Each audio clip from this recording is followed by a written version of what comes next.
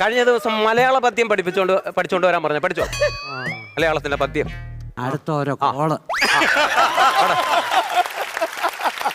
തിങ്കളും താരങ്ങളും തൂവള്ളി കതിർ ചിഹ്നം തുങ്കമ്മ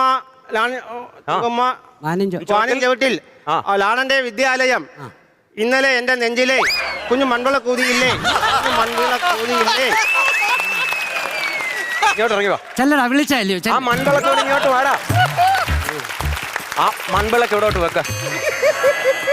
കേട്ടോ ഇന്നലെ എന്റെ നെഞ്ചിലെ മൺവിളക്കുണ്ടോ അതിനകത്ത്? മൺവിളക്കുണ്ടോ?